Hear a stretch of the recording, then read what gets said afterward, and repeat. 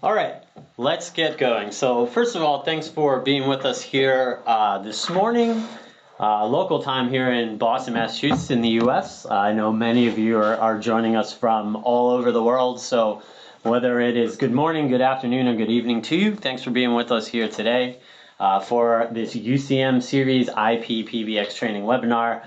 Over the 1.5 to 2 hours, we will be basically taking you through a full online initial setup training for the UCM series IP PBX. I will basically introduce the devices to you, go through the various models that we offer, kind of some of the things that really stands out about these devices. And then I will turn it over to Ernesto, who will take you through the most of today's webinar. We'll actually show you how to set up, manage, provision, etc. the UCM series of IP PBXs using the web user interface. This webinar is being recorded. We will upload it to our YouTube page at the end of probably later today or tomorrow. So if you're looking for a recording, you can just go over and check our YouTube page at any point in time. You can go to YouTube and search Grandstream, or I believe it's youtube.com/Grandstream Networks. So yeah, and you can also find a variety of other recorded training webinars and other webinars, such as our video talks, up there. All right, so as I always start off, this webinar is being brought to you by IP Video Talk. IP Video Talk, for those of you not familiar with it, is our own in-house developed video, audio, and web conferencing platform. It was initially built to pair, basically to offer a plug-and-play cloud platform with our GVC series of video conferencing devices. And since it has been launched, it has been expanded to be a full video, audio, and web conferencing platform. It's one of the few platforms out there that allows you to hold meetings, to hold webinars, to hold video calls, audio calls, etc. In a way that can be supported by web users, hardware video conferencing devices, and mobile users through the Android and the iOS app. So take a look at it, ipvideotalk.com. You can sign up for, at any point in time, you can actually sign up for a free trial. So head on over to ipvideotalk.com to learn more and sign up. Again, you can get your hands on a free trial without having to put down any payment information, test it out, see what you think. It's great if you have a Grandstream GVC series device. But also if you're looking to really take your conferencing and your collaboration with your teams to the next level, this is a great tool to do so. Go on over to ipvideotalk.com to learn more and sign up. All right, so we're here today to talk about our UCM series of IP PBXs.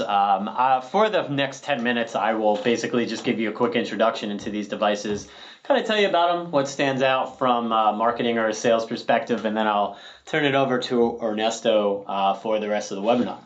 Actually, one thing I mentioned earlier that I wanted to come back, if you do have any questions at any point in time, feel free to shoot them over to us. I would prefer, it's easier for us if you use that question and answer window, which you can find from, you'll see the chat window on the right-hand side at the bottom of the screen. You'll see a little gear, and to the left of that is a queue and a chat bubble. That is the question and answer panel. It just makes it a little bit easier for me to kind of see the questions in the order that they come in and address them as we go. If we do not answer your question when it does come in, we will have a question and answer period at the end. We go through this in a kind of a very methodical fashion. So a lot of the questions that you may have, we're going to answer later on in the webinar, which is why we're not going to answer them, but we will have a question and answer period at the end for anything we can't get to. All right, so let's start off here. The UCM series of IP PBXs has been out on the market. We introduced it in June of 2013, I believe. And over the last 4.5 years, it has grown to become one of the most popular on-premise IP PBXs in the world. It is obviously a full unified communications manager, hence the UCM acronym. Offers you full voice, video, data, and mobility features. Really high-end enterprise-grade functionality at a price that is ideal for SMBs with no licensing fees at any point in time. You get this very easy, this very compact, very easy to manage PBX that can control anywhere from 500 up to 2,000 endpoints or registrations depending on the device. What you see here on the screen right now is our UCM 61 and UCM 6200 series. These are the more SMB geared devices in our portfolio. All of the UCM 6100 or 6200 series models will support up to 500 users, whereas the 6208 adds a little bit of capacity to support up to 800 users. These devices, as I mentioned, award-winning devices deployed all over the world on a lot of different platforms, used in a lot of different ways, not only just as unified communication managers, but because of the price that they have and the functionality that they offer. They're also great for local backup devices if you deploy cloud solutions. We've seen these devices used to run security networks, SIP security networks, to run facility access networks with our GDS 3710 and other brands. So really a lot of different uses of these devices. The 6100 series was the first series that we came out with. It has been, I don't want to say it's been updated, but about a little over a year ago, we came out with the 6200 series. The 6200 series is really just the let me go over here.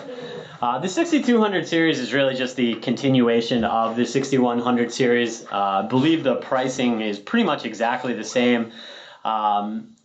The reason we came out with the 6200 series is because we had to put a new chip in it. The previous chip was no longer being manufactured. And in most cases, it's just easier to give it a slightly different product name. But as you'll see, pretty much exactly the same functionality between the 61 and the 6200 series models. Some of our distributors will still have the 6100 series models in stock. The 6200 series, there are a couple of things that you get on those devices that we enhanced over the 6100 series. The 6208 really is the easiest one to talk about. All the other 61 and 6200 series models will go up to 500 users.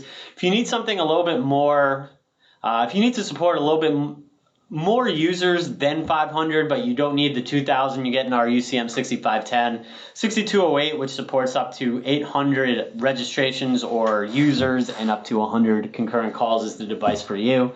The other difference with the 6200 series models is they all have built-in DHCP servers, making your installations a little bit easier, and they also all support switch, dual network, or router mode. But you can see between the 61 and the 6200 series models, really the difference is simply just the amount of FXO ports on the device and the amount of concurrent calls that they can support. You see the concurrent calls below SIP devices, anywhere from 30 up to 100. For example, the 6202 will give you 30 concurrent calls, the 6204 will give you 45, the 6208 100, 6108 60. So that's really the main point of differentiation for those devices. And again, the best thing about the UCM series, the whole platform of it, including the 6510, which I'll show you next, full enterprise-grade functionality. When we came out with these devices, we took a look at the PBX marketplace. We kind of saw that, like video conferencing and a lot of the other markets and networking, a lot of the other markets we've got into, we saw that the options out on the market were really just for large enterprises with large purchasing power, and that small to medium-sized businesses need and would benefit from this technology as much as anybody else. So we set out to design a platform that offers you these enterprise-grade voice, video, data, and mobility features and easy-to-manage PBX in a very affordable fashion. And for example, the 6202 retails for $399 US, which is frankly lower than you're going to find any other PBX out on the market. And it gives you full voice, video, data, mobility support, up to 500 users, 30 concurrent calls, etc. No licensing fees. One of the best things about these devices, you pay the one-time upfront purchase price, and that's it. There are no other licensing fees. Whenever we come out with software or firmware upgrades, those are always free to download and free to install for the lifetime of your product. Again, all hardware, software is included.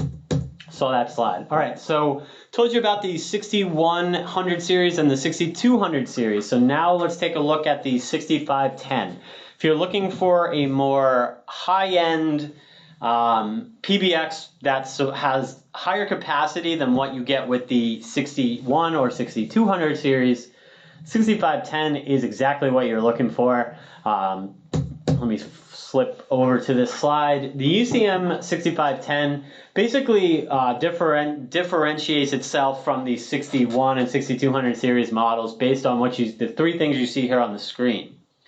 Support for up to 2,000 users, 2,000 SIP extensions or registrations, more concurrent call capacity, up to 200 concurrent calls, so double any other UCM 61 or 6200 series model, and it gives you support built in for E1, T1, and J1 ports.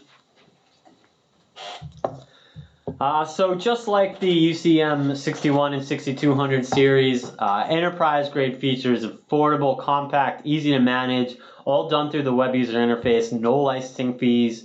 Firmware and software upgrades are always free, and when you put all that together, you get all the hardware, software included for the lifetime of the product, and you get full unified communication support for all voice, video, data, and mobility features.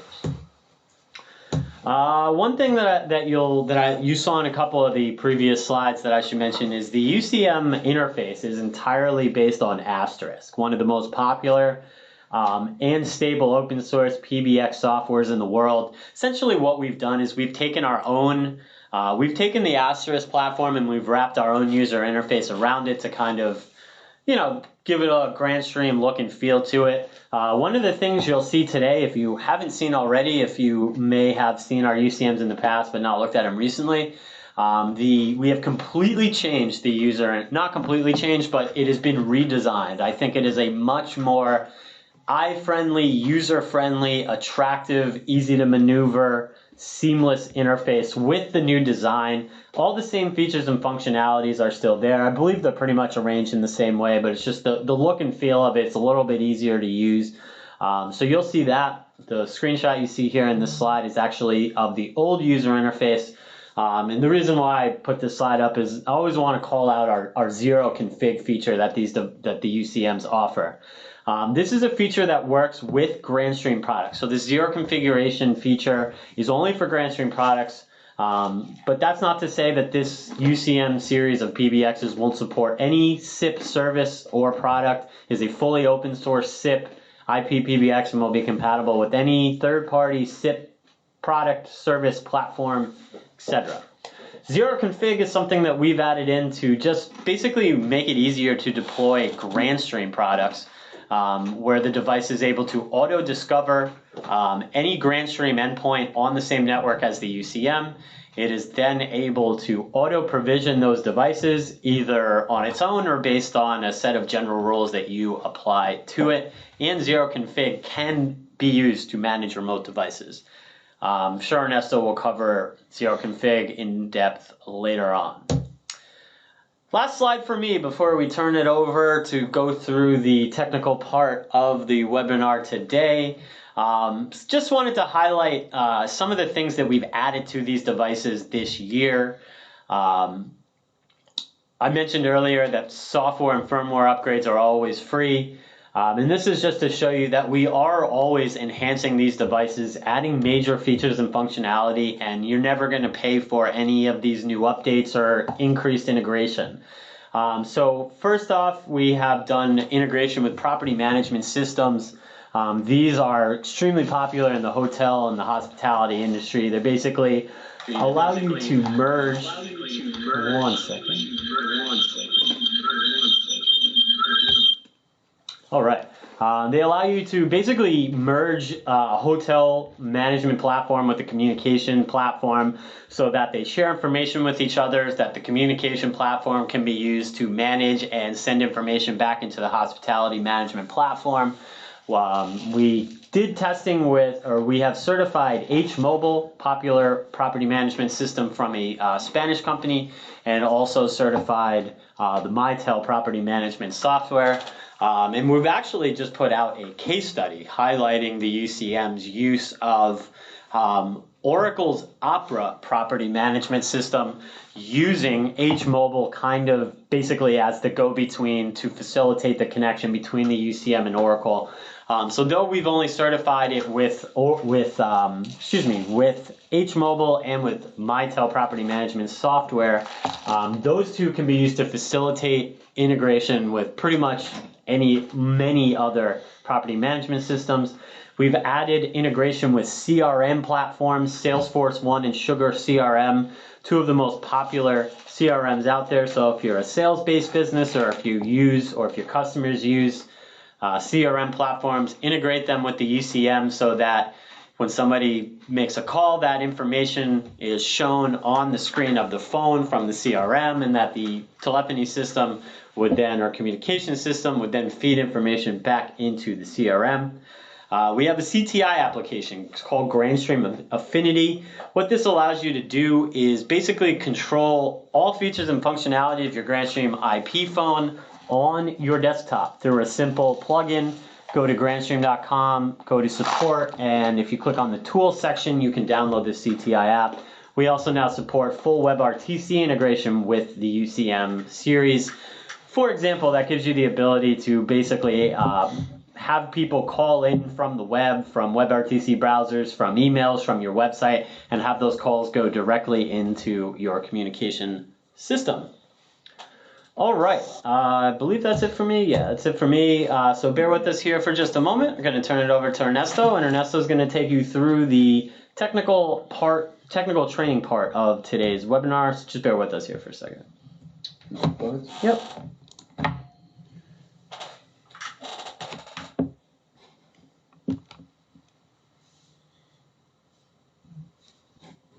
All right, perfect. Thank you, Phil. So let me do a web interface. Let me show you my UCM web interface. Again, my name is Ernesto Calderon. I'm going to go over the web interface of the UCM, sort of like a hands-on training.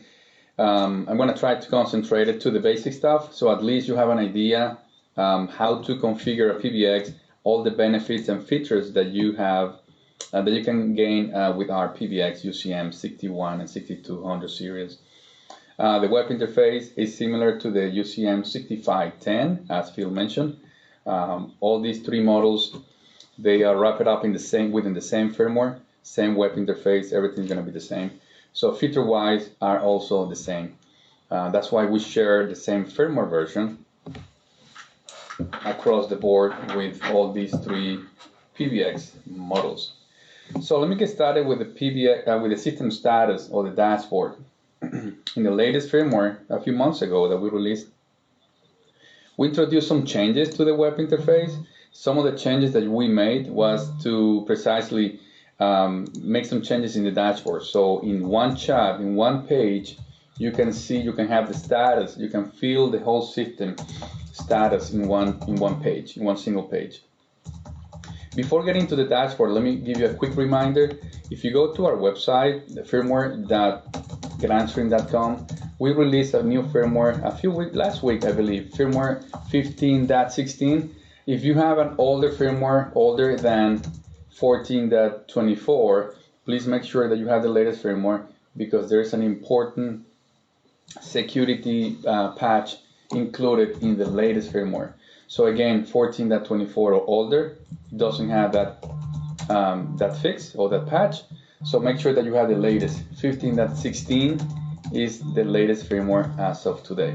All right, back to the web interface. Top left corner, you can see the status of the partitions. You can see how much storage you have available. If you have connected an external media, like a USB drive, for example, or an SD card, you can also see that information from the dashboard. I don't have anything connected right now on my UCM. To the right, you have the resources usage, very important for troubleshooting. You can see within the last few seconds or maybe a minute the usage of the CPU and the memory. So, for example, if you're having some audio quality issues, probably you want to check this first to make sure that the UCM is not being overused. Depending on the model, as Phil mentioned before, you have some limitation of concurrent calls. So from 25 all the way to 100 concurrent calls, depending on the model, is what is supported. Then at the bottom, let me scroll down, you have the PBX status, so you can see how many extensions you have, how many calls are active, how many conference rooms you have, and how many of those are in use. Same thing for call queues, parking lots, and some of the features, security features. It'll be nice for you to know in one single page the status of these features, of these settings, if they are enabled or disabled. Dynamic defense, fail to ban, and these are one of the main two features that I always recommend if you have a PBX connected directly to your modem. Then to the right, we have the interface status, so you can see, even if you are not on site, you can see if there is any media connected, plugged into the device, like a USB stick, SD card, LAN port, because some PBXs, they come with 2 ports, LAN and 1, so you can see which one is connected to it. And of course, the FXS ports, all the UCM, they come with 2 FXS. Then you can see from here the status of these 2 FXS ports, and same as the FXO ports. Following to the right, we have the trunk status, so similar to the interfaces. So sometimes you want to know what trunks or SIP trunk, either analog trunk or SIP trunk, the status of those trunks, if they are connected, if they are available, if they are in use, or if they are not reachable. For the SIP trunk, for example, if your service provider is down, then you can see that from this menu. The UCM also support some event actions that you can configure. So upon detecting any of these trunk, for example, being not available, then the UCM can send you an email notification so you are aware even if you are not on site, just to avoid waiting a phone call, a complaint call from your customers. Following, we had the system information, typical data that you need to know. For example, what type of hardware, what type of firmware it's on, uptime, things like that. Similar to the network, you can see the IP addresses, MAC address, etc. Then for the active calls menu, this is something that I like. I don't have any active call at this time, but sometimes you want to know, first of all, who is calling who, for how long the call is being on in one menu, in one shot. So you can see that from one extension making or receiving a call to what number they're calling or they're receiving the call from. And after, I believe, each individual call status is going to be showing with a different coloring. So I believe a gray color is a typical call within less than 10 minutes, and then after 10 minutes, it's going to be changing color. When you are in a call for more than 60 minutes, it's going to show as red. So that's a good indication that something is going on, or at least it's a red flag that you need to consider. Within this same menu, under each individual call, you have 2 buttons, which I can show you one right now, but these 2 buttons are for hang up that particular call or bridge into it, or sort of like a join that particular call. So we have different options that you can bridge into that call. One is called spy mode. The other one is called whispering, meaning supervisor mode. And the other one is sort of like a 3-way call. So depending on your case, you can select that and then enter your own extension number. And then the UCM is going to call your phone so you can bridge into that particular call. Alrighty, let me jump into the main stuff, the extensions and trunks. Okay, so this is where you add your extensions. Typically, there's no extension by default. I'm going to show you quickly how to configure a few extensions by using the zero config feature. Zero config is sort of like a plug and play. Just connect the phones in the network, and then you can assign the extensions from the UCM web interface. Obviously, before that, you need to have some extensions. I created some for you, but let me show you how to create a batch of extensions super quickly. So there's an option here that says select add method. So you have a single extension and then you have the batch. So for demo purpose, I'm going to select batch, and then right here you're going to select how many extensions you want to create. By default it's 5 extensions, and everything below you should keep it as default. Go all the way, make sure that everything's right. Permission level, I'm going to talk about that later, but the permission level for those 5 extensions. And then when you click save, then all 5 extensions are going to be created automatically. Once you have extensions, then we have to go down here to zero config. Zero config. So zero config, as Phil mentioned before, is a proprietary feature that we developed, and this option or this setting allows you to automatically detect any Grandstream phone, so you can provision it from this menu. The UCM is compatible with any third-party phones as well, but the zero config is an option only for Grandstream phones. Now, I don't have any phones connected in the network, but they're going to start showing up in this menu. Then on the right-hand side, there's an edit button. You click on that and then select an extension, and that's it. However, I want to show you the 3 methods or 3 modes that you can use zero config. The one that I just showed you is the default one. Basically, you create your extensions, then you come to zero config, then your phones are going to start showing up, popping up in the menu, and then you assign an extension on each particular phone. There's another mode that we call it automatic. So when you enable this option, you go down here, and then you have 2 more options. You can do auto assign extensions, or you can use enable pick extension. So the first one, if you enable it, basically upon detecting, as soon as you connect any Grandstream phone, the UCM is going to detect it automatically. It's going to be transparent, by the way. You don't need to do anything from the web UI. Just enable this option, click save, and then as you connect phones in the network, UCM is going to recognize it, detect it, and automatically provision an extension randomly. It's going to be using this range from 5,000 to 6,300 in a sequential order. You can always change that range to any range as you need by clicking this option here. So that's what we call the auto assign extension. The other mode that you can use, the zero config, is what we call pick extension. So this is good for existing deployments where you are replacing an existing PBX.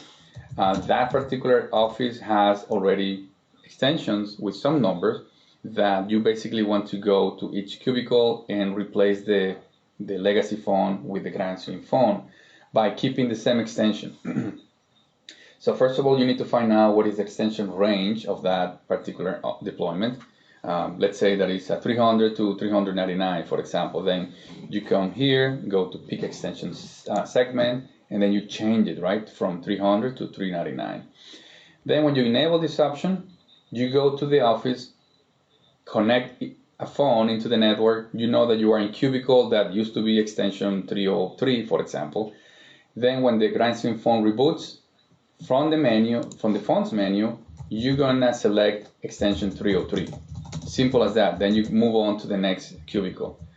That's a nice way, a nice mode to take advantage of zero config. You have a small field over here that says pick extension period. So obviously that menu at boot up time on the phone is going to show up during this time. Let's say that you are thinking of planning to do that installation in 2 hours, for example. Then you enter here 2 for 2 hours, and then all the phones upon rebooting, they're going to show that menu within 2 hours. Then after that period, they're going to reboot normally.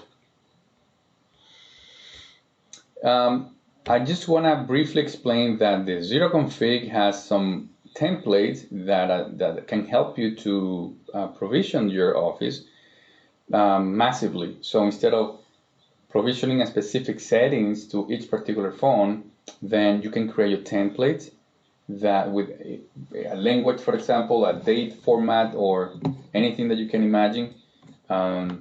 You have full access to all the settings supported by all the Grandstream phones. So you make the changes in this global policy, you save it, then every time that the UCM provision a phone is going to include these particular settings. Then we have some global other features, let's say we call it global template or model template, that the global template applies to a particular model, a particular group of examples. So you can create a template that you're going to call it, for example, accounting, because you know that your accounting department, they have a specific set of features.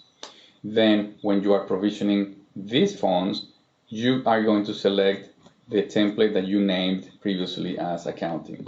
So then you can have in this page multiple templates for accounting, for example, the warehouse, which in the warehouse probably they're using ATAs, so you have a set of features dedicated for those type of phones. And then lastly, we have a model template that based on the Grandstream model, again back to the example of ATAs, you know that your ATAs, they're going to have a specific set of features that you want to apply to these particular devices only, but not to the other Grandstream models. Then you create a template here, select the model as one of our ATAs, for example, HD802, then create your settings as you wish, save it, and then the system automatically, upon detecting the phone that is an ATA, a handy tone 801 or 802, then it's going to apply these settings automatically. So everything's to make the installation process more efficiently and quicker. Lastly, we have the model update. Sometimes Grandstream releases introduce new phones. If you don't want to upgrade the firmware, that the new firmware obviously is going to include the latest template phones. Then you can come here to this option. You can keep the same firmware as that you have. Let's say that it's not the latest. Not a good example for today, by the way. As I mentioned before, you need to have the latest firmware in order to protect your system of security issues that we experienced in the past. But if you have a firmware that is working just fine, no issues, then you don't need to upgrade it. You don't want to upgrade it, but you purchase new phones, then you come here, find the phone model that you just purchased, and click the download button, and that's it. So instead of upgrading the UCM firmware, then you can download the template from this menu. All right. So let's go back. We have extensions already. Now let's do the trunks. Trunk is obviously, we support analog trunks and zip trunks. Let me show you a little bit about the analog trunks first.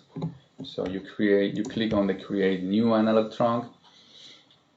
This UCM that I'm showing to you today comes with 8 FXO ports. This is a UCM 6108. So basically you select the FXO ports that you want to be part of the trunk. Typically you need to select, typically you're using all the ports, right? However, if you have different telco providers that one gives you a better rate to call some countries or cities or states, then you can select the ports that are connected to that particular phone provider, right? Then in the trunk name, for you to know, then you can enter that telco provider, for example, or maybe the DID associated to that number. It's up to you. You can enter any name. Then you click save, and then you have a trunk. However, there are some settings that I want to show you quickly. The UCM has an auto detection mode that just by selecting the trunks and click save, that should be enough. However, if you run into some static in the line, echo, for example, maybe the caller ID is not showing correctly, then you need to do some troubleshooting. We have an option that you can manually make the proper changes for your caller ID scheme, call disconnection, or at the bottom we have this button right here, PSTN detection. That is going to let the UCM run the test for you and apply the settings for you. Super easy. Just enter the source pot line, destination, let's say the following port, and then the destination phone number. So when you click detect, the UCM is going to dial out as a loop, right? It's going to dial out, and the call is going to come back to the port number 2. And then the UCM is going to start sending some signals to basically auto-detect the best settings for those lines.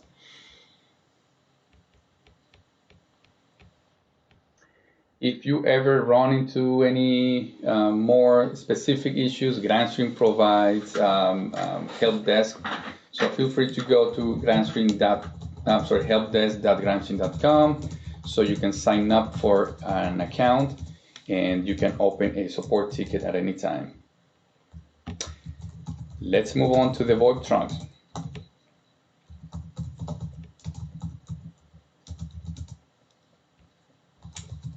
I think I didn't save it.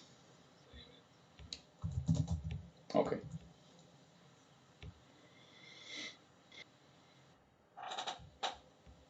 In the VoIP trunks is where you add your SIP trunk providers.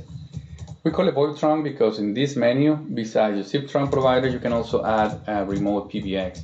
Let's say that you have a deployment with multiple branches, the main office, headquarters, and satellite branches.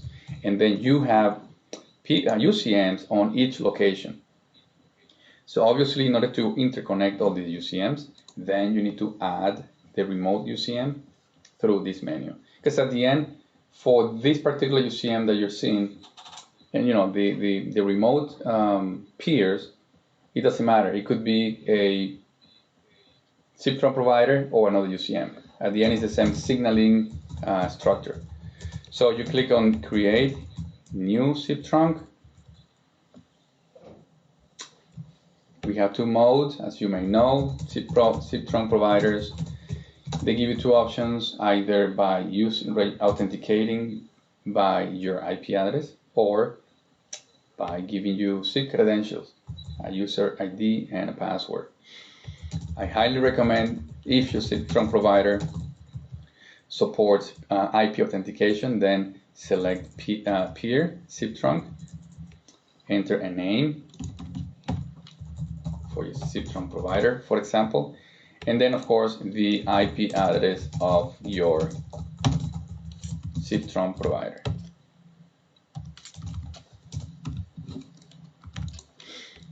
Then down here you have some settings. Keep original caller ID, for example. That's a good option, that when you are, for example, an incoming call from your SIP trunk, right, is then forwarded back to your cell phone, for example, then that call is going to be forwarded back to the SIP trunk. Then if you enable this option, when you receive that call, let's say that you step out of the office and forward your extension to your cell phone. When you are out of the office and people calling your extension, then the UCM is going to forward that call to your cell phone, right? So on your cell phone, you're going to receive a caller ID. You have 2 options, either to see the caller ID of your office, right? Or to see the caller ID of the original caller. So depending on your needs, you can enable or disable this option. Then, for SIP trunk, sometimes the providers, they request or that you enter some caller ID, name.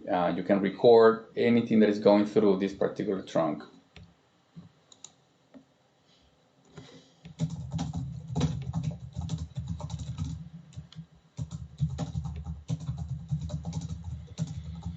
Okay, now we have a SIP trunk. remember that Grandstream support for the signaling protocol, we are a SIP company only. All our phones, all our ATAs, all our product is supports SIP protocol. We do not support IIX, which is another signaling protocol, but because this UCM is an Asterix-based PBX, and as you know, Asterix developed the IIX signaling protocol, then that's why we have this protocol enabled only in the UCM. If you have a third-party phone that supports IIX, then, or a SIP trunk provider in this case, then you can add a trunk using that particular signaling protocol. Lastly, before I move out of the VoIP trunks, I want to show you this. Sometimes when you have a SIP trunk provider, you purchase a bunch of DIDs. You have the main DID, or probably you have multiple DIDs that you can assign each individual DID to an extension or a department. So when you are making an outbound call, what DID you would like to include during that outbound call? So that's why we created a DOD, where you basically select the DID that you want to include in your outbound calls. Then you want to say, you know what, I want these 3 extensions that when they make an outbound call, they are going to include this DID number. You save it.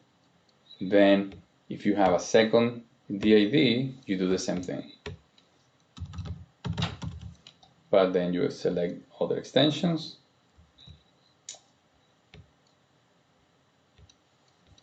That's why the UCM is multi-tenancy friendly.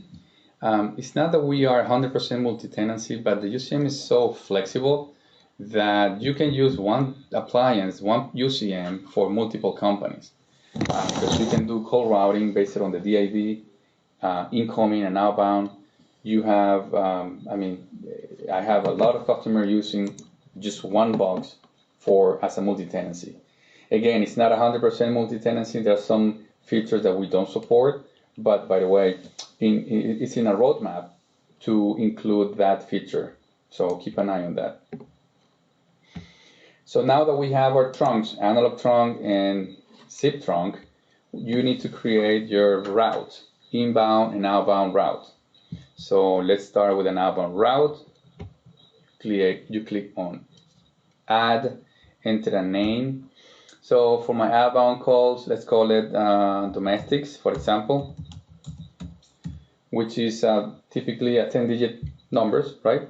So then in your pattern, you enter 10x's, or if you check in the tooltips over here, you can see all the patterns allowed or the wildcards.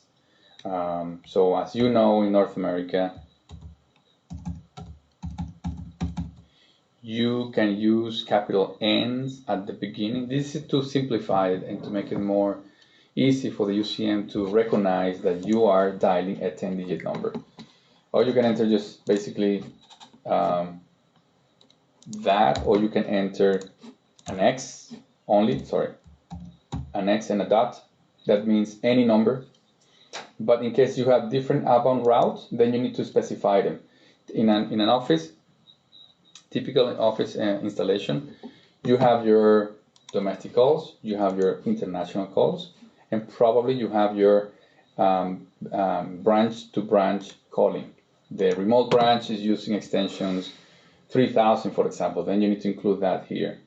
So again, for domestics calls, you enter your 10-digit number. And then, of course, the destination. So who's going to be sending out those domestic calls? I included my analog trunk. You can also you can strip or prepend digits. And most important, you have your failovers. If the analog trunks are busy, so then you can use a secondary trunk. And again, you can have multiple trunks, not only 2, but 5, 10, unlimited. Then you have your failover as my SIP trunk. Click Save. You can even create a time condition. So domestic calls, Monday to Friday, 8 to 6 p.m. for example, I want to use this particular trunk. But out of office hours, I don't want anyone to dial. So probably I can send the calls to an announcement saying something, you're not allowed to make any calls at this time. Or probably you can send the call through another trunk. All right, click Save. Then a good example, I'm gonna make a second example for international calls.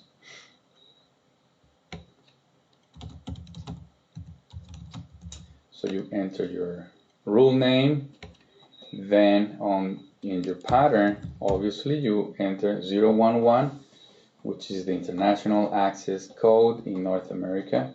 If you are in another country, I know in other countries they use 0 only or 00, so you need to enter that here. I forgot to mention that you have some option that you can include a PIN number. The pins are typically more useful in international calling, right?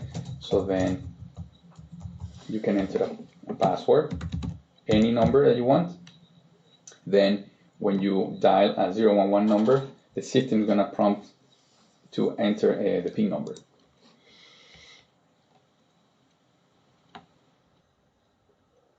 You can even select the call duration. So by enabling this option, then you can enter, the time. There's a warning message, by the way, when reaching the expiration time or the duration limit, the system is going to warn the caller. So you can include that message is going to be repeated. So you can enter multiple data numbers here. And then obviously the destination. So for international calls, probably you want to use your SIP trunk provider. And again, you can add a failover or a time condition. Okay, so we have extensions, trunks, and an outbound route. Let's do an incoming route.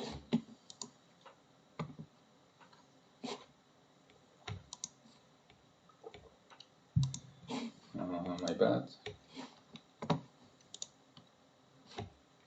Any questions, Phil, that I can help you right now? Let's see what we got here. There's a couple I was holding on to. For zero config, do you need to basically enable that on the phone side? No, the zero config automatically any Grandstream phone comes with the zero config option enabled. Okay. Couple of questions actually about setting up SLA. Just generally, how easy it is to set up and how do you do it with the UCM? Sure. Basically, you can configure anything on the phone, right? So I don't know if they're referring to the SLA station that I have here in my system extension menu, but I'm going to explain about both. SLAs are supported on the phone. You can configure any setting on your phone from the zero config. When you add an extension into that particular phone, then you have a menu that you can configure your what we call the multi-purpose keys, the MPKs. So you can configure a key with multiple purposes. For example, speed dial, VLF, SLA, sending DTMF, things like that nature. So you can do that from the zero config. If the intention of the question is about the SLA station, that's something a little different. What the SLA station does is, remember, we are a digital PBX that is trying to emulate a legacy PBX, right? On the legacy analog PBXs, in your phone, you used to have, let's say, the lines buttons attached. On each particular button is attached to the pot line. So when you press that button, when you're pressing button 1, for example, you are using line 1.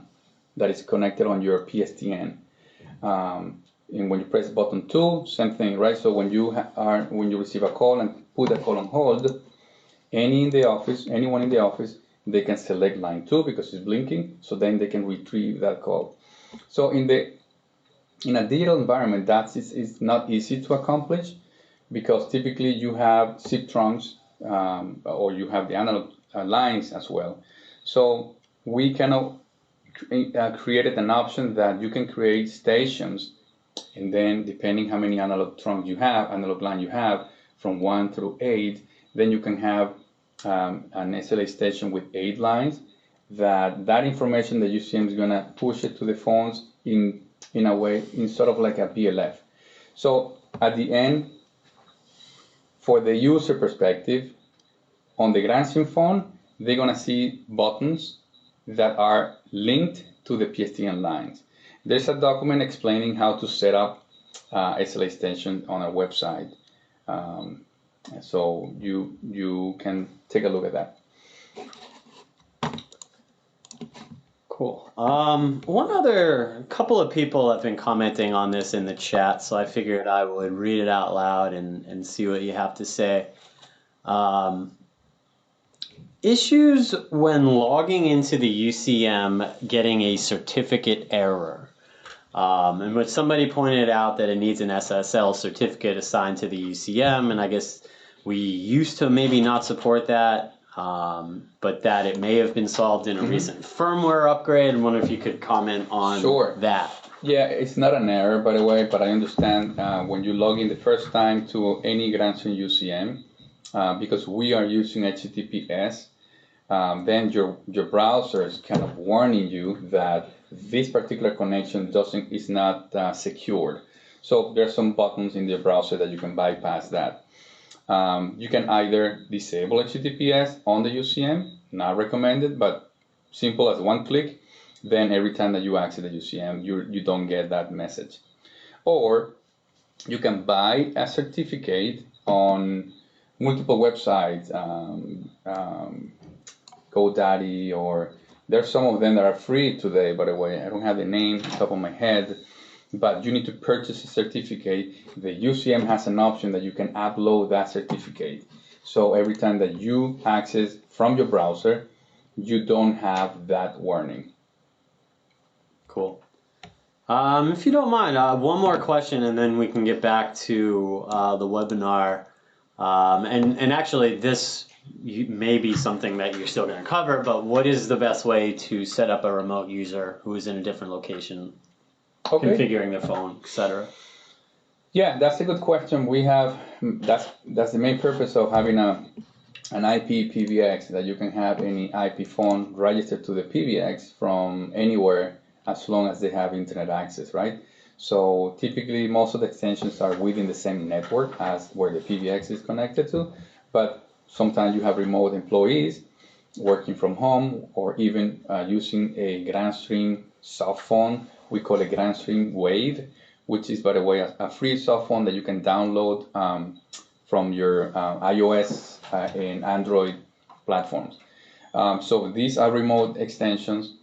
You need to make sure that the UCM is accessible from the public network, meaning that you need to do some port forwardings. So remote extensions can access the UCM in case you have a firewall, right? Which, by the way, we always recommend putting the UCM behind a firewall. The UCM can be connected directly to the modem with a public IP. The UCM has some firewall settings and even has some security settings that you can enable.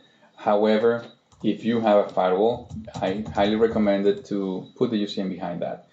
Regardless, then you need to make sure that that UCM is reachable from outside, meaning the IP address, the public IP address, is reachable from outside by doing some network port forwarding.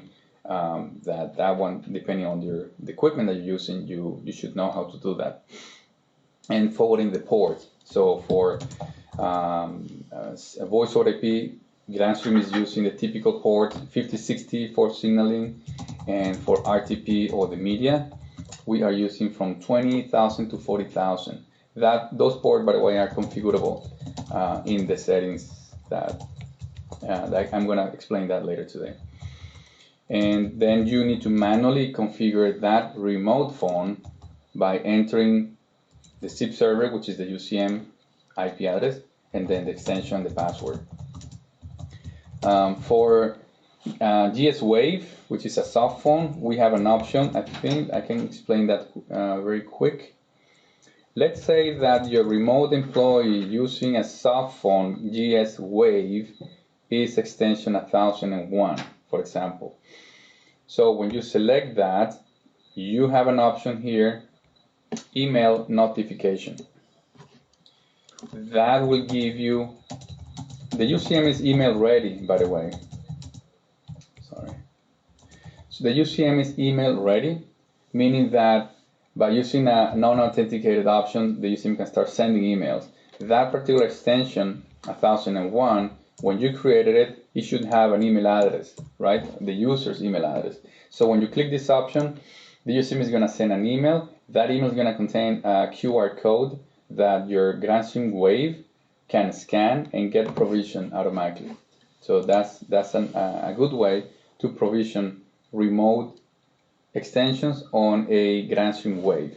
But if you have a phone, then you need to do the configuration manually.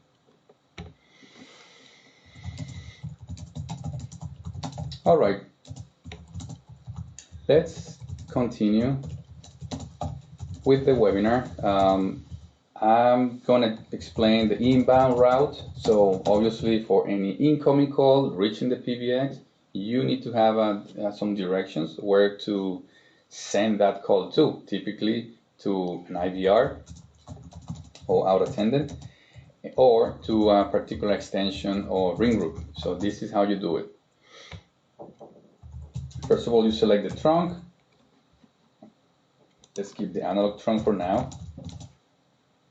So all the calls coming through my analog trunk,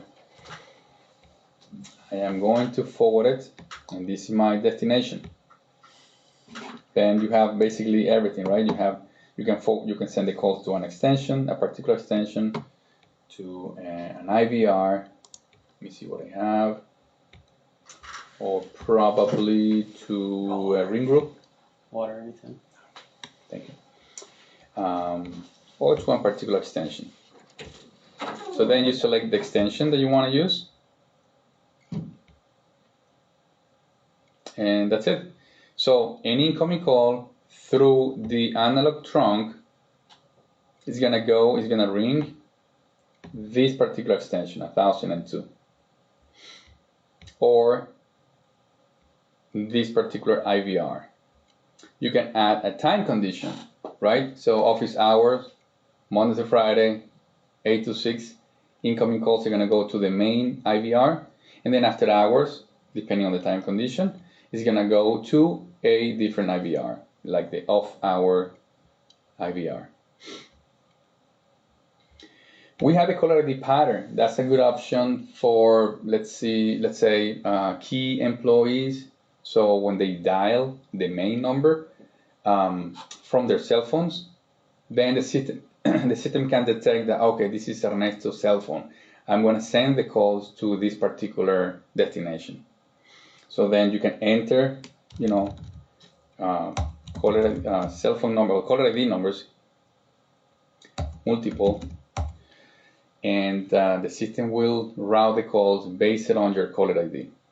Okay, sorry about the letters, but that's the intention of the caller ID pattern. So very easy. You can even include an alert info. Remember that I told you about the multi-tenancy? That's a good way. So for example, if you have lines that are associated to company ABC, for example, so when the call comes in through those lines, then you can send the calls to the receptionist extension, for example, and then include a particular ringtone. So when he or she receives that call, the phone is going to ring distinctively. So she knows how to greet the customer.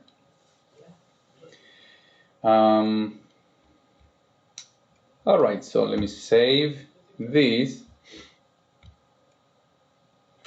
And let me show you how to do an inbound route on a SIP trunk. In a SIP trunk, you have more benefit because it's SIP, so obviously you can detect what DID number they dialed. So in the same example, if you purchase 10 DIDs with your provider, then you can say, you know what, people who dial this number, I want them to go to a particular extension, for example. Okay? And then you save it. And then you can create a second inbound route with either, you can keep it blank, the pattern, or you can enter another DID number that you have, and then people who dial this number, then you can send the calls to a different destination. Again, an IVR, a ring group, basically anything that is supported on the PBX. Callback queue, a call queue. So that's the intention. You send it to an IVR. Or you can basically keep it blank, right? You can delete it, and that means that any DID that they dial can be sent to that particular extension or destination. Okay? All right, so we have inbound, outbound routes configured.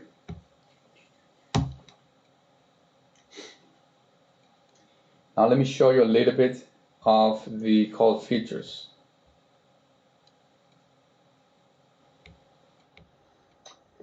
Perfect. So as Phil was mentioning, the UCM support conference room, IVR, ring groups, call queues, and multiple call features. For the conference menu, you can basically create a conference super easily, just clicking the create new conference room and save. That's it. However, you have some settings that you can take advantage. For example, you can create a conference room in a quiet mode, meaning that anyone joining the conference, the system is not gonna prompt or providing a beep sound that someone joined or left. You can announce the callers, so when someone joining, the system is gonna prompt the caller to ask to enter his name, followed by pound, I believe. Then when the call is connected to the conference, the system is gonna replay back that name. And of course, you can record the whole conference. You can make it private. You can, by doing that, then you need to enter an admin password. So people joining the conference, they must enter a PIN number. Then as the administrator, from the web UI of the UCM, you can see how many people are in that conference. I don't have anything now, of course. If there's many people, they're going to be listed, all the participants in this menu. On the right hand side, under options, you have multiple options to mute that individual, to hang up that particular call. Yeah, only these two. However, in the conference room general settings, then you can invite all the participants from the web UI.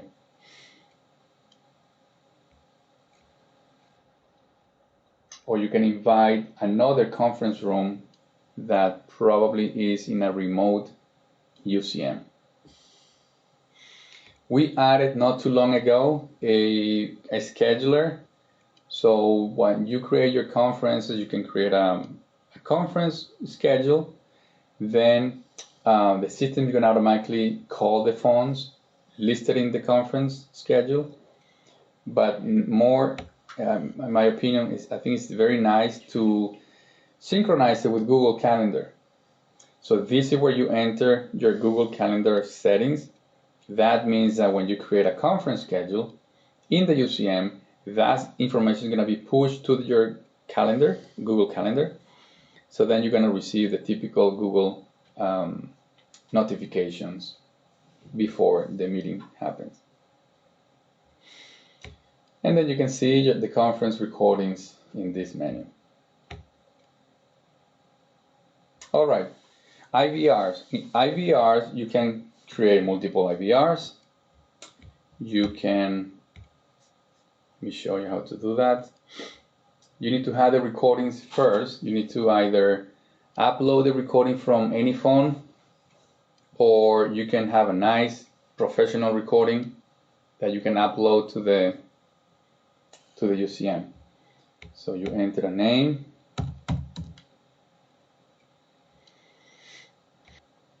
and you have some options that within the IVR, when someone dialing in and listening to the IVR, they can have multiple options to dial an extension, to dial a conference, to dial, make a page call, you know, or maybe all depends. For security reason, my opinion, I recommend just to enable extensions only. And this is where you upload your recordings or your prompt. By default, we have this sample, but you can click on the prompt menu and then jump into that menu where you can upload the recordings. Then most important, the pressing events. So this is where, you know, when press 1 for sales, 2 for support, that kind of a typical IVR. Then you can, this is how you entered your events. Okay. All right, we have an IVR, and how about ring groups? Very common.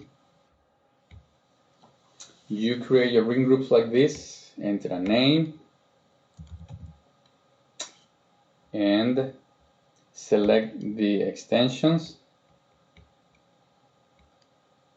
Move it to the right. Sometimes you have many extensions that you don't want to start scrolling down, so we added a nice option that you can basically enter, you know, the number, and then the system automatically is gonna search it up for you. Once you select your extension on the right hand side, you can also, if in case you have a remote UCM, like a remote branch, you can also have remote extensions that are registered to a remote UCM. They can be shown by synchronizing LDAP. These two UCM phone books, they're going to be synchronized using LDAP, right? The benefit, besides having the phone book updated in all the phones with all the extensions in all the UCMs in the company, you can also add a remote extension into a particular ring group. And then the strategies, right? So ring in order or ring simultaneously. You can record calls going to that ring group. And that's it. You also have an option that if no one answers, you can still send the call to a different destination.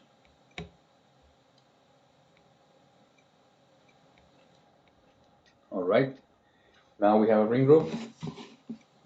How about a call queue? We added a lot of reporting, and we improved the call queue, in other words, in the last couple of firmwares, so not too long ago. Keep an eye on that. So this is how you create a call queue. Basically just enter a name and add your agents. Similar to the ring group, you select the agents, move it to the right.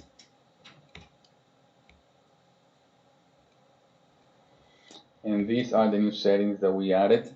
You have now a virtual queue, a position announcement, so now people can hear in what position they are.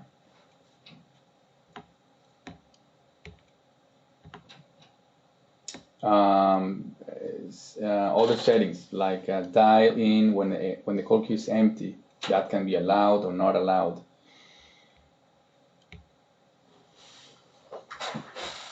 Maximum wait time, for example, when reaching this time, what's going to happen? You can end the call or maybe transfer it to another destination. You have destination prompt cycle. that's a good way, a good opportunity to play back an announcement. Could be an advertisement or reminder, how to, get some product, whatever the company that you're installing the UCM is for, or basically just to say, all our agents are busy, please wait a little more. So let's save that.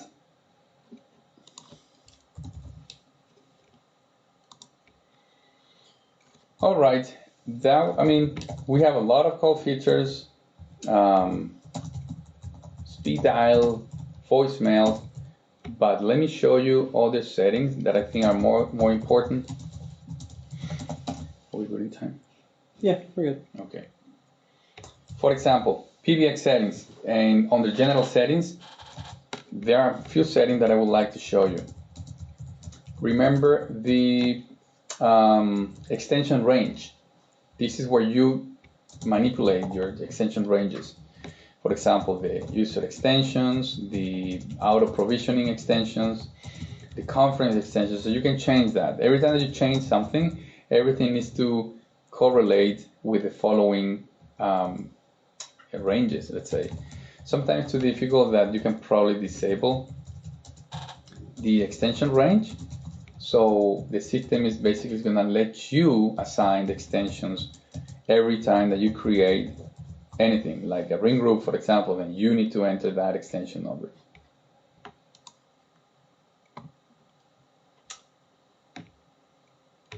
Under SIP settings, for security, this is something that we always recommend. If you have the UCM connected to the public network, always change the port number. Default is 5060, but you can change it to anything else.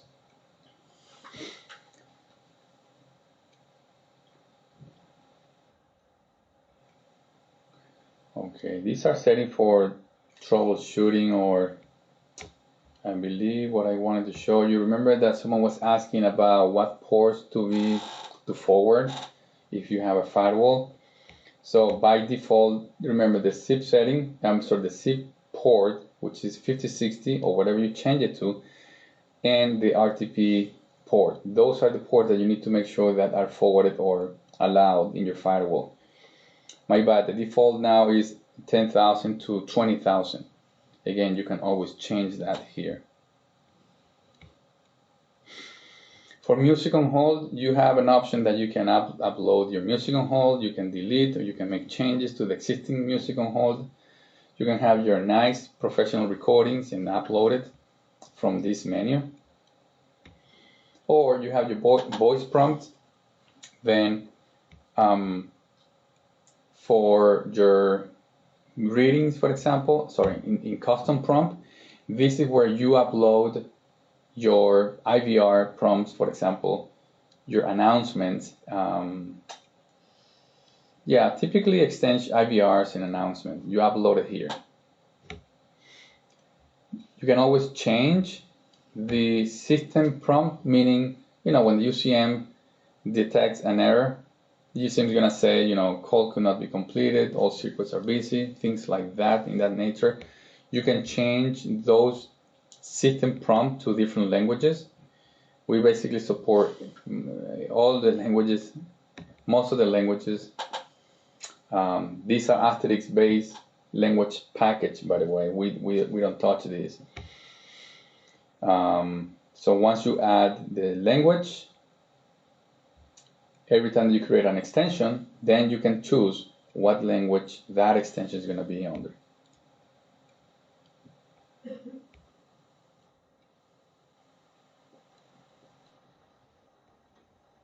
All right, under system settings, you have a couple of options for HTTP. Someone was asking earlier how to avoid that the browser is gonna give you that missing security option in the web browser. So either by disabling HTTPS, not recommended, of course, but just if you enter HTTP, then you're not gonna have that prompt anymore. But if you do want to use an encryption, a certificate, then you need to purchase one and then you upload it from this menu. Okay. For security, default port number is 8089. You can always change that. Another option that you need to change, I think the default is enabled. This is what we call redirect from port 80. So when you're dialing and when you're entering just the IP address of your UCM, the UCM is redirecting automatically from 80 to whatever you have here, which is 8089. So for security, you can disable that, but you need to remember the port number when typing the address on your browser. UCM support IPv4 and IPv6. OpenVPN, very nice option for remote extensions. Someone was asking. Remote extensions, you can also use OpenVPN. You can VPN from the phone into the UCM. Our phones, all Grandstream phones, they support OpenVPN client, and the UCM now supports OpenVPN as a server. You can create the VPN client side on the customer's network prem or by using the Grandstream phone. We support DNS with these providers, DNS.org, noip.com. Some of them are free, some of them are paid. Basically, it's to get to have a free domain name in order to access your UCM. Some of the security settings. For security reasons, you must enable this type of typical firewall settings. Okay, so you need to click on the. We have a couple options: the ping defense and the ping of death defense. If you have the UCM connected directly to your modem, I highly recommend enabling this option. And then these are the typical firewall rules that you can create, either to accept, reject, or drop packets from different type of traffic, inbound or outbound. And then you have different services, or you can customize it. You can enter reject packet from any IP, but allow packet from a particular IP, which could be your service provider, for example.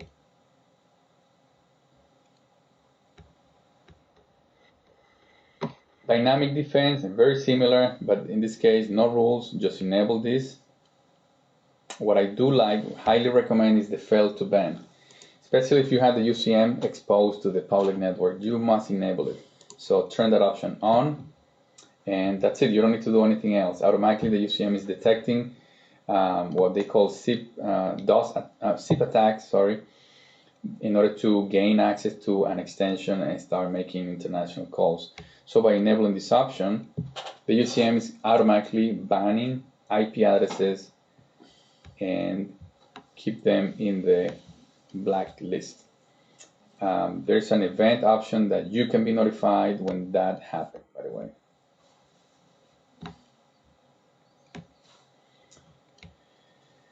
All right, let's move on to the maintenance menu. Any questions, Phil, that I can answer now? I would finish up. I've got a bunch, and we can go through them once you finish up. Perfect. All right, so obviously this is where you manage your users. Obviously the super admin is the primary administrator.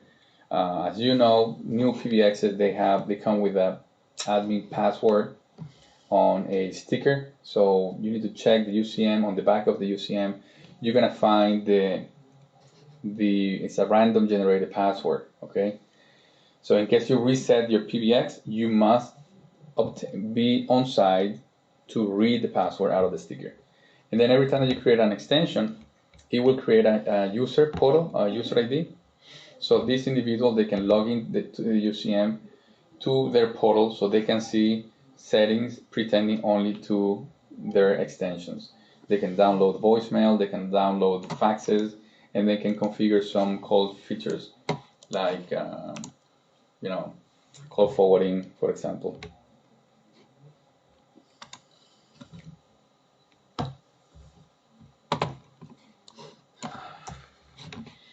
for, let's say, for troubleshooting on main, and this is very important, the operation log. As an administrator, you need to know who has access to it, who tried to access, and everything's logged for you to know in case you are doing an audit or maintaining the PBX. You need to come here. You can download that information as a CSV file, or you can filter it also for a particular event.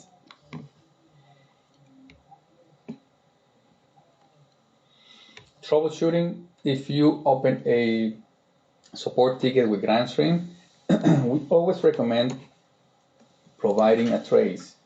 Traces with syslog included. So if you ever reach out to Grandstream and they are asking for a syslog, this is how you configure it. Basically, you enter, you don't need to have a syslog server, by the way. If you have one, even better, because you can monitor the PBX for 24/7 or constantly. But if you want to specifically collect the logs for a particular, for a few minutes, when you are reproducing a particular problem, then you need to enter any IP address here, for example, your network gateway, and you can select all modules. If Grandstream told you what module specifically you need to select, then you can check that, and then debug, okay? Make sure that you enable the debug option. Then you save it. So remember, you need to have an IP address here that we're gonna force the UCM to send syslog out to the wire. We don't care where, but at least out to the wire. Then, network troubleshooting. This is where you can capture a PCAP, or packet capture. Basically, you click start, reproduce the problem. When the issue happens, hang up, then you stop it, and then you download the trace. That's a PCAP file that you can open with any WireChart software, and that's a good trace that is going to contain not only the zip packets, but also the syslogs.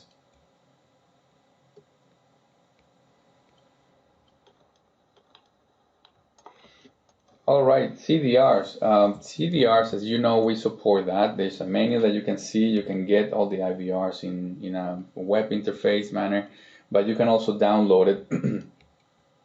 You can download all the records. It's a CSV file. Then you can upload to your your preferred reporting software, or even billing software.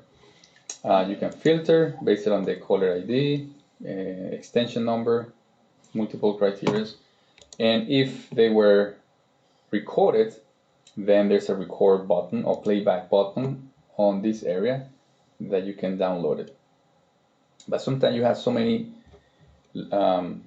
calls that you want to find specifically the recording files. So this is where you can find only the call recorded.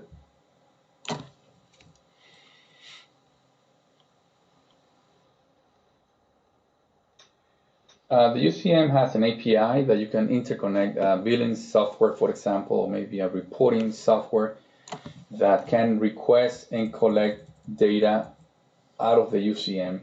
So this is where you enable that. There's a document on our website, so you need to learn what commands are available. But this is where you enable it and create your credentials.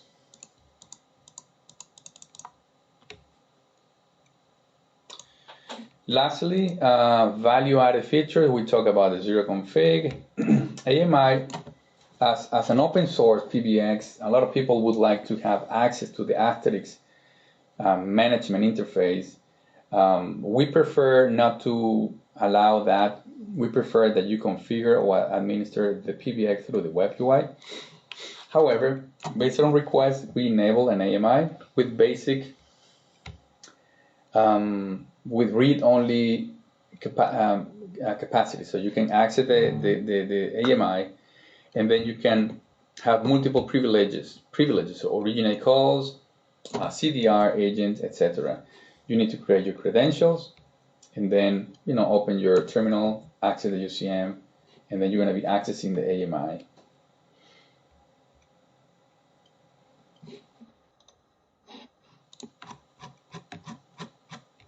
We also support CTI server. There's a document on our website that you can make the UCM compatible with a billing report software called CTI. In order to accomplish that interaction, you need to specify the port number here. For CRM, the UCM is compatible with a couple CRMs, Sugar CRM, for example, or Salesforce. Basically, by enabling this option, these third-party CRMs, they're going to integrate with the UCM and collect data, or vice versa. The UCM, upon receiving a call, is going to query into the CRM database for multiple data.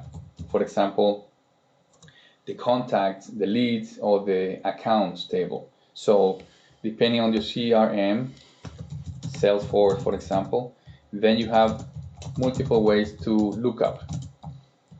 And then the incoming call is going to present that data into the caller ID, into the phone's display.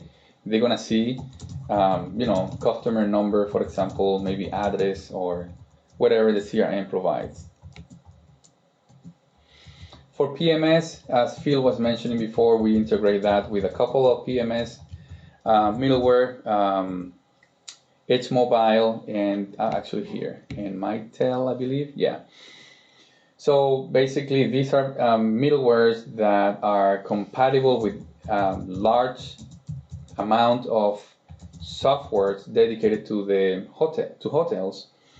So by the UCM integrating with one of these two PMS, then you can use this UCM in a hotel environment.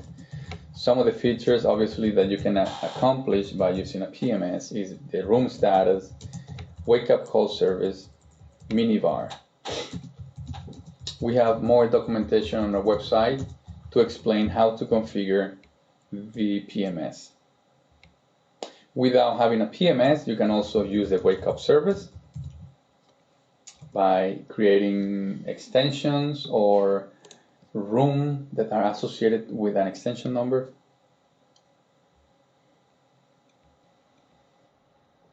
For faxing, either the user can log into his user portal, and then from that portal they can upload a PDF file, enter a phone number, and then just click send, and the fax is gonna go out. From the administrator interface, like I'm showing you now, you can do the same thing. And then down here you have a sort of like a log, so you can see the status of these fax that were sent in the past. And getting close to the last setting, announcement center. This is a nice option that you can pre-record an announcement, create a group of extensions.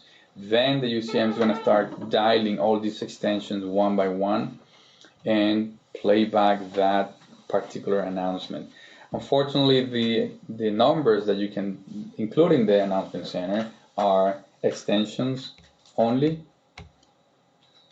because that would be a good option for dialing out an external number. So currently, we support extensions only.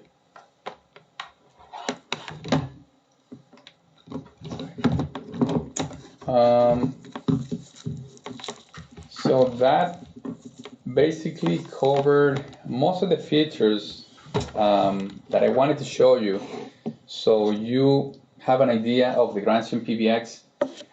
If you have any questions, we're gonna go over a Q&A. Phil's gonna help reading the questions. Some of them he answered already through the chat, and I answered some of them during my webinar. We're gonna allocate a few minutes to answer most of the questions. If some of the questions I'm not able to answer it, bear with us. We can reply back specifically to your email later on. Cool. Thanks, Ernesto. Awesome job as always. So yeah, I went through the chat, and pulled out the questions that I'm pretty sure were not answered. Do want to thank some of you guys in the chat for answering questions that some of our attendees had. That's awesome. I always love to see our whatever you want to call it, Grandstream evangelist reseller group. Always love to see you guys helping each other out. So do want to thank those of you that did help us answer some of the questions in the chat. One thing before we do go through the questions, if you do have any additional ones, feel free to type them over to us. If you don't mind, use the question and answer panel. It's easier for me to keep track of the questions then as they come in. So before we go through the questions, I do want to say that this is a 1.5 to 2 hour training webinar. We do full day in-person trainings on the UCM series. So there's just no possible way that we can cover everything here today. It's meant to be a quick kind of introduction to allow you to answer some of the questions that you may have if you're an experienced user, or give you an introduction. If you're looking for a lot more in-depth education, hands-on training with our engineers in the room, head on over to our training. Actually, it's the Grandstream Academy is now where we're doing all of our trainings, which you can find at academy.grandstream.com. And before we wrap up later, I'll give you more information on the Grandstream Academy and what that kind of means to our training and certification process going forward. But anyway, let's get into these questions. Does CNAM with trunk carrier overwrite the DoD value? We're doing numbers only. That's a good question. We have a feature request to override the name part of the caller ID also. So stay tuned. Keep an eye on the release note. Probably in the next firmware release, we're going to include that.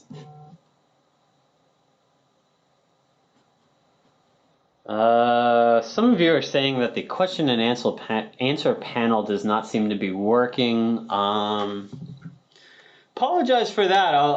Everything I can verify from my own side seems to show that it is working. So apologize for that. If it's not working for you, just shoot it over through the chat for now. So let's get back to these questions. Can you interconnect two UCMs using SIP trunks?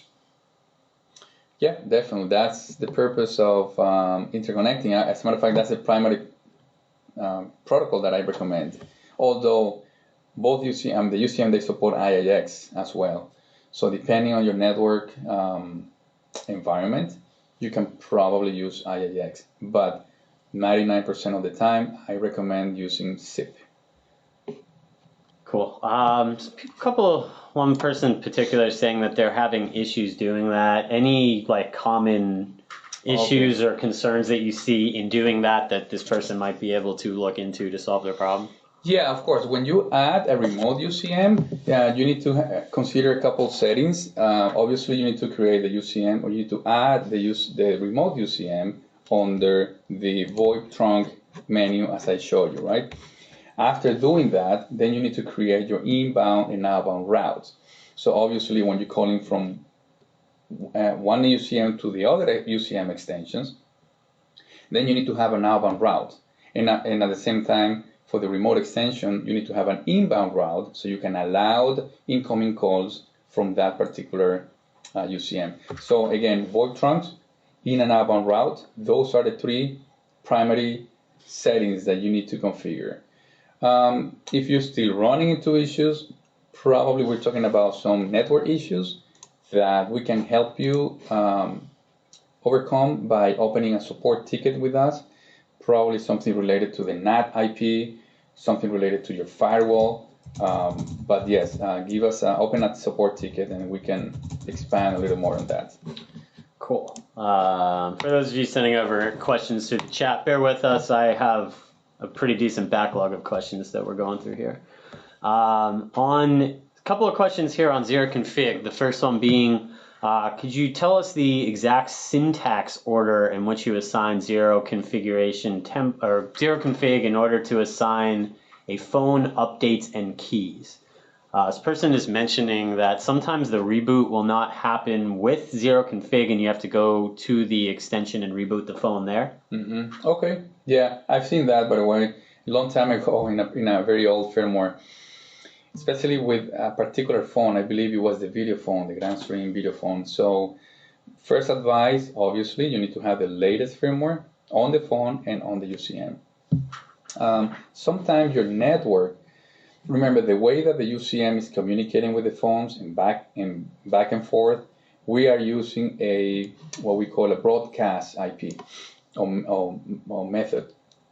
Sometimes your network doesn't like the broadcast and may be dropping these packets. That's why it's going to interfere with that type of communication. So make sure that your switches are not dropping any broadcast.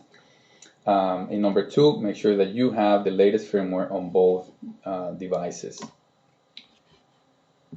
Can you manually override p-values in zero config? Yes, sometimes you may have an outdated firmware, which it doesn't have the latest settings on a particular phone. So again, I mentioned that we have the model update. Let me show you quickly, where you can update the templates, right, from this menu right here. But if still, for some reason, Grandstream hasn't updated the particular setting, then yes, you can override the p-value by going to the zero config. Well, I don't have any phone detected. When you go to edit that phone, then you go to advanced, and then from advanced, you have an option that you can create a p-value. You need to know the p-value. Go to grandstream.com, go to support, and there's a section where you can download. Actually, I can show you right here. Tools. You go to tools, and you have all the templates. So, for example, if that particular p-value belongs to a GXP, I don't know, 2135, for example, right here. Go to configuration template. It's a zip file. We have all the template for any phone, and then find out the p-value, because in that template you have the name of the p-value. Okay, next up. Oh, sorry, go ahead. Yeah. So this is a good example, DP750. So in this template you can find out that, for example, special features.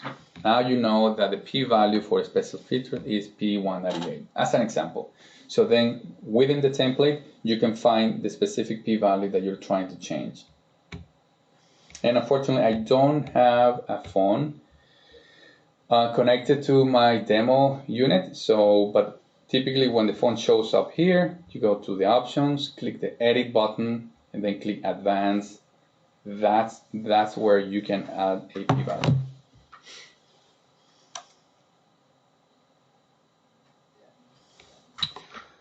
Cool. All right, there was somebody asking about adding new ringtones to a phone, saying his goal is to emulate inbound call sounds versus, basically differentiate inbound calls versus internal calls, so they can tell which is which. And can this be done via zero config? It was noted that obviously we have a ringtone generator tool on our website, which you can download and then upload to the phone, which can be hosted the same where the firmware is.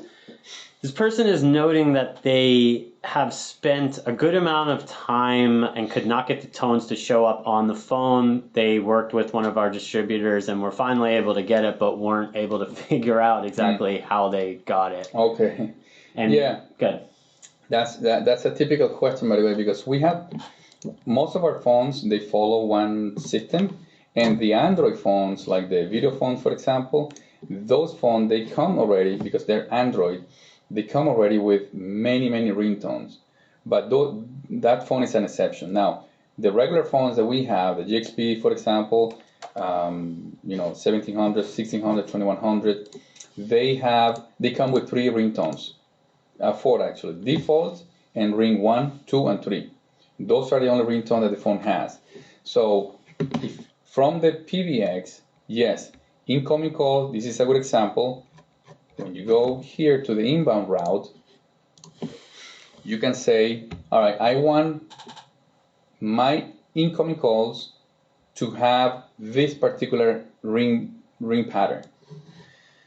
So it's a little confusing, but we have up to 10 ringtones that apply to the Android phones. However, for the GXP phones, then we have the bell cores. Then DR1 is the default. Then you can select DR2 or DR3 or DR4. So you can play with these 3 ringtones only. Now, let's say you select number 3, and then incoming call with this DID will be sent to this extension. So extension 1005 is going to ring distinctively. Now, how about if you want to customize your ringtones? Yes, we have an option under the same tools section that you can customize your ringtones and then upload it to the phone. Right here. Customization guide.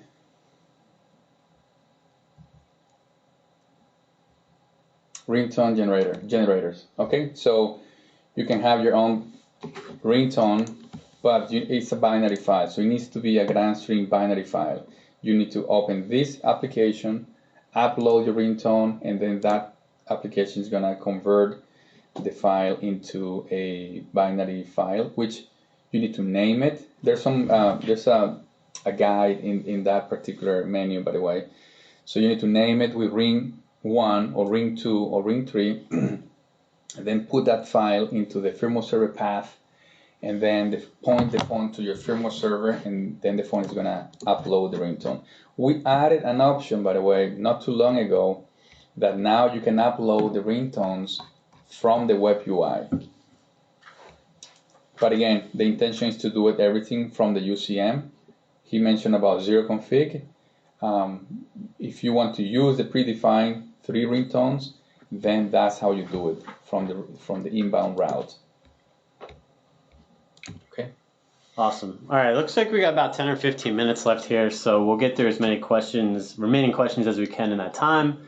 Does the UCM recognize fax tones? So if somebody, for example, were to send a fax to the wrong number, it would still receive it? Yep. The UCM support a fax server, depending how you configure it. You may have your inbound calls that there's an option that you can say auto-detect fax tones for a, how do you call it, like a line that is used for both voice and fax. That's a good option. In case you have only one line, for example, a small office or a small shop that they use one line only for fax and voice, then you can turn on that option. Then upon the sender fax machine start playing the fax tones, the UCM is going to recognize, it's going to interrupt the IVR, and then it's going to provide the fax tones. For those of you saying that the question and answer did not work, you are correct. I do apologize for that. I'm not quite sure what happened, but we will check up on that afterwards. Can you explain what unmonitored means in terms of a VoIP trunk? All right.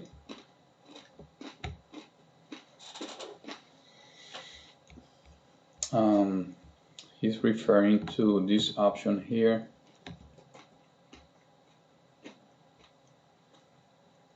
Unmonitored. So let's go to that zip trunk provider. It's test zip. Go here. All right, so this is a zip trunk. And when you go to advanced settings, there is a setting, we call it heartbeat detection. It's not enabled. highly recommended. You need to check that. You need to enable it. What it's doing is that basically the UCM is sending sort of like a ping to that SIP trunk or server every 60 seconds. So when the SIP trunk provider is down, then the UCM knows already that that trunk is not available. So it's not going to waste time when someone is trying to dial. It's going to provide a prompt right away saying all circuits are busy or something like that. If you have a failover in place, then the UCM is not going to bother that SIP trunk because it knows already that it's down. So it's going to send the calls to the failover trunk.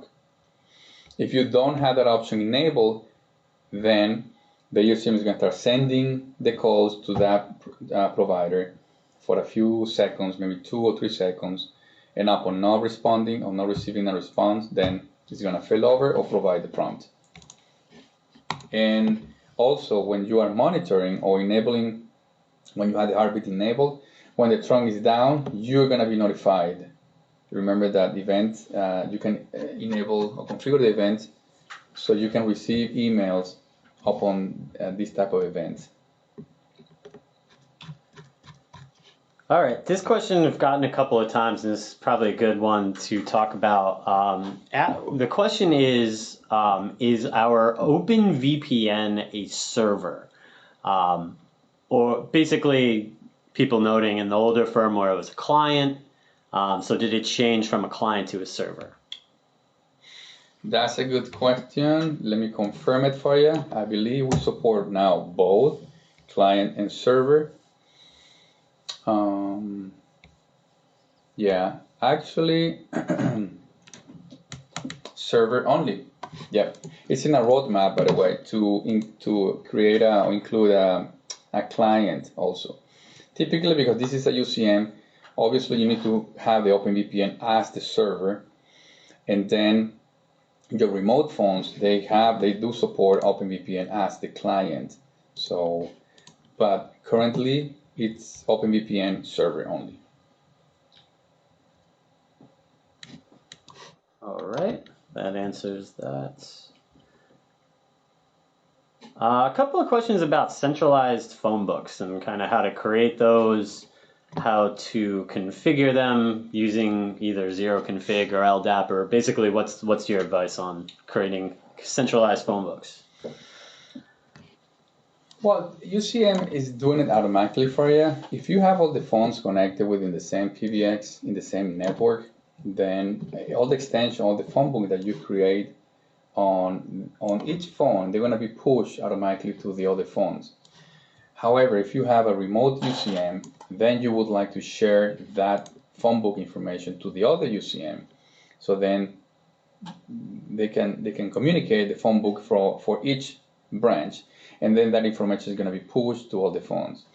In order to do that, first of all, you need to create or enable your LDAP server. I think the password is by default, which is admin. Then you go to the LDAP phone book, and then you can actually request or query a phone book from a remote LDAP server. So for the example that I'm giving right now, let's use the UCM phone book only. Then when you create your trunks, your SIP trunk, you have an LDAP button right here. Well, I don't have it enabled, but let me enable LDAP on the settings. You go to advanced settings, go to the bottom, and what is LDAP right here. So you turn that on, then you enter the IP address.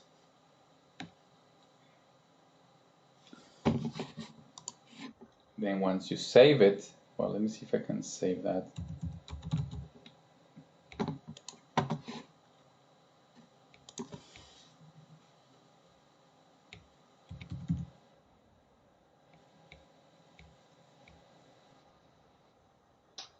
Then you have the LDAP sync button. So this UCM is going to sync up the LDAP every time that you press this button. We added in the latest firmware that that synchronization is happening automatically. There's a setting that you can configure that's going to happen every, once a day or once a week. So once the LDAP is synchronized, the phone books provided through the LDAP is going to be pushed automatically to the phones. Cool. We're getting there.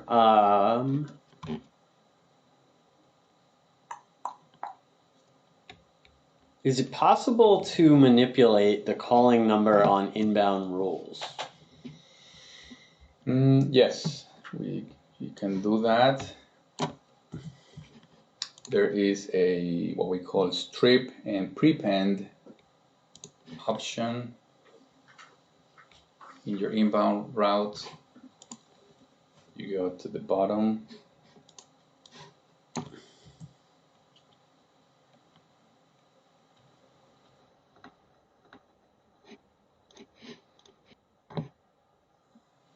My bad. That was for outbound route. For outbound, yes, we can manipulate that. For inbound, I know I've seen that. I have received the same question before. No, it's not supported at the moment. If you are interested in supporting that feature, please open a support ticket and give us more details why you need that, and probably we can include it in a future firmware. Awesome. Is it possible to set up a situation where, for example, an employee would have to dial 9 to be able to make an outbound call? Yeah, definitely. We support that option. Is to make it similar to the legacy PBXs. Yeah. So you can do that on the phone side. On the phones, they have a setting that says, I believe it's called something like outbound prepend for outbound calls, something like that. It's on the phone side, not on the PBX. So you enable that setting. You can, once you enable it, you enter the number that you want to use, typically 0 or 9. So when the user presses the 9, he's going to hear a second dial tone. And then after that period, anything that he enters in the keypad, that's going to be sent to the UCM. So the UCM can connect it. If the UCM, so just a general question about using the router mode on the UCM. If you could show, and maybe you did, and already where that's kind of set up and how you take advantage of that router mode feature. Sure. All the UCM 6200 series, by the way, they all support router mode. And as I said before, not too long ago, we added support for IPv6. So in this menu, okay. Oh, I'm sorry. This particular UCM is 6108, which doesn't support router. But in a conventional UCM 6200, then you have the typical setting as a router. You can convert it. You can use it as a router in a bridge mode or static IP. So again, this is not the correct PBX, but yes, this is the menu in a UCM 6200 where you have the router settings.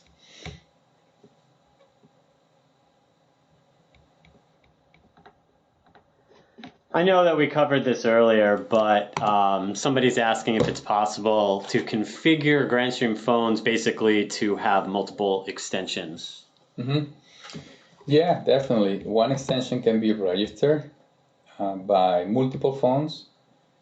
You need to keep an eye that when you go to the extension menu, and then at the bottom you have an option that says concurrent registrations. Maximum is 10, so this extension 1000. If you increase that number to 5, for example, then you can have up to 5 phones registering to that extension number. And obviously, you can also do multiple extensions on one phone, which you just showed us how to do. Correct. Yep. Yes. It looks like the last thing here that we'll cover or that I'll ask you about is a couple of questions about the WebRTC support. Somebody pointed out, and I believe this is correct, that it actually was not supported in the original firmware that it was supposed to be supported in. Is it supported now? Yeah, it's supporting the latest firmware. I believe in the 14 or even the 13, we introduced WebRTC. He's right. We introduced WebRTC back in the firmware 10.x, I believe, about a year ago. Then we removed it, and then not too long, in the 13 and up, we added that setting again, or that feature again. So yeah, basically you can have your browser click to dial. When you click an option in your browser, in your web page, you can configure your web server to connect to the UCM and dial an extension within the UCM, everything through WebRTC. So it's very NAT friendly, and anyone from their browsers can place a call to any extension behind the UCM. Awesome. All right. That we're right up against it, 11:29 local time. So we will wrap up today's webinar. Before we do sign off, just want to kind of tell you about Grandstream Academy. Would you mind just maneuvering over to the homepage? So some of you may have noticed this through our social media posts or maybe some emails that you've got.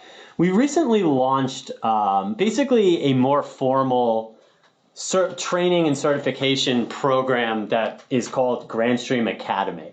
Going forward, all of our in-person trainings all across the world you will be able to find out about those through this Grandstream Academy. Basically what we've done is we've taken the trainings we've already been doing and we've turned it into a formal program with formal certification levels. And actual, I believe it's 2-year ranges on when you get certified. You can use this system to take the training certification exams at the trainings you attend, as well as access a variety of other information. But as an end user or reseller, you'll mainly use this just to see and sign up for trainings. The login that you're seeing here is the staff login, I believe. So it might look a little bit different than what you see, but basically the 2 levels, this is you'll begin to see this, and our trainings will be, in-person trainings will begin to be incorporated with this. We have 2 main levels. We're going to have the Grandstream Certified Professional. That's more of we'll call it a basic sales marketing training. I don't know if sales and marketing is the right word, but basically the specialist level is you'll get certified basically to know what the device does, all the features that it has, and what those features do. Then you move up to the next level, which is Grandstream Certified Professional, which is what our full in-person trainings will allow you to achieve. So basically, if you've been to any of those in-person trainings in the past, that will allow you to become a Grandstream Certified Professional. And then we have a more basic level below that, Grandstream Certified Grandstream Certified Specialist. It's new to us here, so we're just getting used to it too. But check that out if you're, looking to get officially certified, to have an official certificate claiming you're certified, to be able to have a certification number and track that information and attend trainings and update your training certification. Head on over to academy.grandstream.com to sign up for an in-person or an upcoming training. This is something new that we just debuted recently. It really, frankly, doesn't change anything about the trainings that we're doing. It's just where you sign up for it, and now we give you the ability to actually have a specific certification level that you can track and update online. All right, so that's going to wrap up for today's webinar. Do appreciate everybody spending some time with us here today. Went through a lot over the last 2 hours. Thanks, Ernesto, for taking us through everything. And thank all of you for taking some time out of your busy schedules to be with us here. Know that as we approach the end of the year and the holiday season, it's a really busy time for everyone. So appreciate you guys taking some time out to be with us today. As I mentioned, this webinar was recorded. It will be posted, the full video and audio recording will be posted on our YouTube page, so check that out. I would check it tomorrow. Just head on over to YouTube, search Grandstream, or I believe the URL is youtube.com/Grandstream Networks. All right, so again, thanks for being with us here today. Hope to see you at another Grandstream webinar very soon, and have a great day.